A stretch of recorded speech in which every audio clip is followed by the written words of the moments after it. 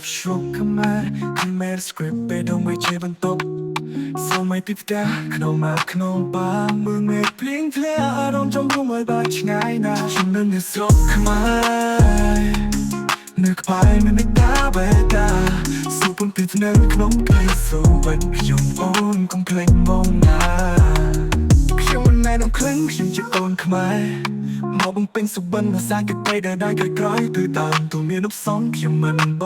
ងស្អែកគេវិលមកវិញខ្ញុំនឹងពីសំពត់ជើងទឹកខ្មែរខ្ញុំនឹងនៅស្រុកខ្មែរនៅក្បែរមានមេតាបេតាសូពំពីនៅក្នុងផ្ទះសូបាត់ខ្ញុំអូនកុំភ្លេចមកណា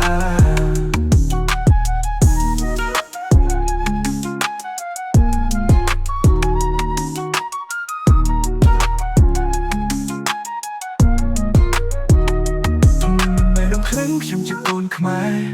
មកបំពេញសុបិនមកសាំងគេទៅដើម្បីក្រោយទៅតាមទូមានឧបសងខ្ញុំមិនបងស្អែកឲ្យវិលមកវិញខ្ញុំនឹងទៅសំពត់ជើងទឹកខ្មែរខ្ញុំនឹងនៅស្រុកខ្មែរនៅក្បែរមានមេតាបេតាសូពំពីនៅក្នុងផ្ទះសូ